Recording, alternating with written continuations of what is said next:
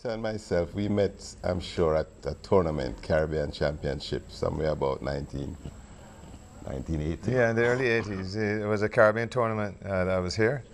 Then I was competing. I know Sensei was also competing then. Also Dexter Shim out of Trinidad. Yeah. All of us used to compete. Those were the old group. No, I didn't fight against Peter. I think Peter was in Kumite. I was more in katas. Yeah, I was in Kumite. I fought against a Jamaican guy.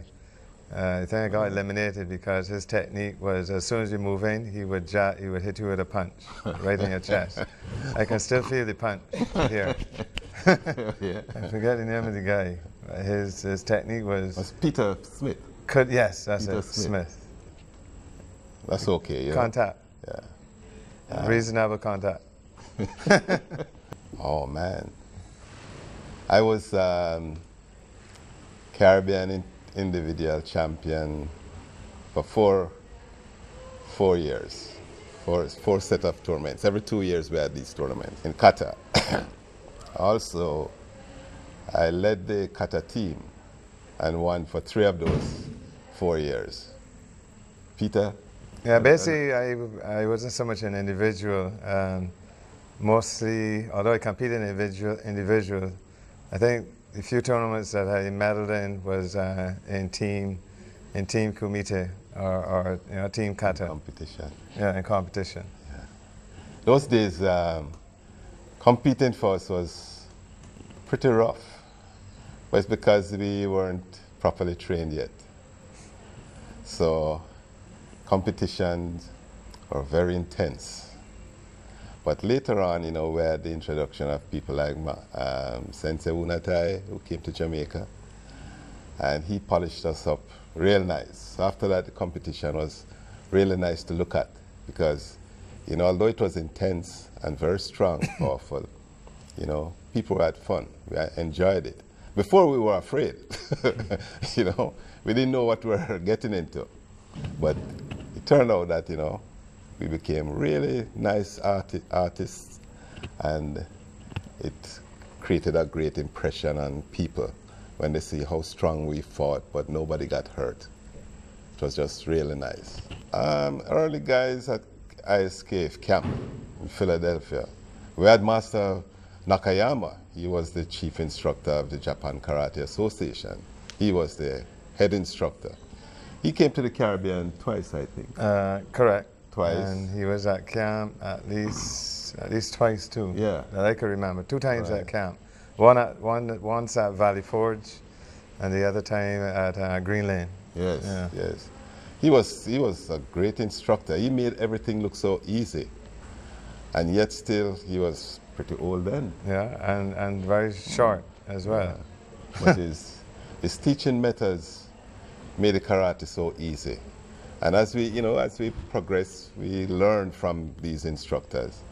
We had instructors like Master Okazaki, Master Yaguchi.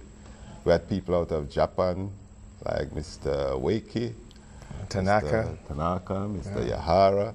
Every year we brought somebody from Japan to the camp. And their techniques were just awesome. I mean, when you watch these guys perform, you felt like a white belt again. As a matter of fact, I could remember there was a time when Sensei Tanaka came here. First of all, he was in Trinidad for about a month. And then on his way back to Japan, he came through here to do Dan tests.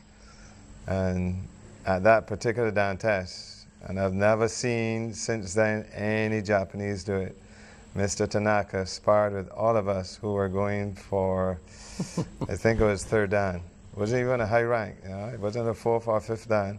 I think it was 3rd Dan. And he sparred with all of us, and all of us got a good beating. Well, the story is that if classes started at 6 o'clock, students started coming from like 5:30. But if you came to the dojo early, you had to spar with him. So after a while, everybody came at 6 o'clock. Nobody wanted to spar with him. But he was a real, true champion. He was fast. He was very perceptive. And yet still, outside of karate, they are just gentlemen, real nice people. Oh, maybe Peter can tell you more about the funny thing. Basically, at camp in the old days, my first camp was 79, and that was the first experience to a gentleman called Bob Sandler. Now, Bob is the guy who wakes us up on a morning with a whistle. So after about the third day, and I get up pretty early, not like some of these Americans and other guys that like to sleep. So anyway, about the third or fourth day, I waited on Bob, and we were in the first cabin. And as Bob opened the door to blow his whistle, I took a picture of it. That picture was actually in the 50th anniversary, or I gave it to them in their 50th anniversary brochure to put out. I can't believe, then Bob was a lot younger. Now Bob is, how old is he? He's about 92. Yeah, he's in his 90s. Yes. Obviously, I think he's winding down now. This year at camp, he wasn't as strong as before. In those days, Bob was maybe in his 70s or thereabout. And he used to do the run for us. He used to take us running all the way out of the camp, which was maybe a good mile or so. Correct. Up and down. And he would run up and down, pass us, go back up the top, down, and I couldn't imagine how he could do it. But and we were young, and we couldn't keep up with Bob. Yeah, he was old in those days. Yeah. But camp is a lot of fun. The only time it's not fun is when you try to sleep when you should be out training. So in the mornings, some people hide in the dorm and try to sleep and avoid training. Then the whole gang would come for you. They would take you up, lift you, carry you out to the cold swimming pool and dump you into the pool. Man, you're wide awake after that. But, we had a lot of fun. There was a lot of stuff to do. And you meet a lot of people. You become friends internationally. You meet all these guys. So after a while, you look forward to going to camp so you can meet your friends and train with them. And in the old days, it was in the 70s and 80s, it was a tradition that the last day in camp, we used to throw all the instructors in the pool. Mr. Okazaki, Mr. Yuguchi, anybody who was still around. So usually the last training day, as soon as the Japanese masters bowed, they started to run. They started to run. I can remember the year when Mr. Tanaka was there as well. We were trying to put him in the pool, and he threw about 20 or 30 people in the pool before we decided we were going to rush him. It wasn't a one-on-one, wasn't working. We had to rush him to push him in the pool. Oh, the Federation right now it's changing because a lot of the senior instructors are retiring. So you have a new wave of instructors taking over, led by Mr. Hiroshi Okazaki, Mr. Teruyuki Okazaki's nephew. And he has been really trained for this position. So the transition is very smooth, very easy. And everybody, we have a bigger technical committee now.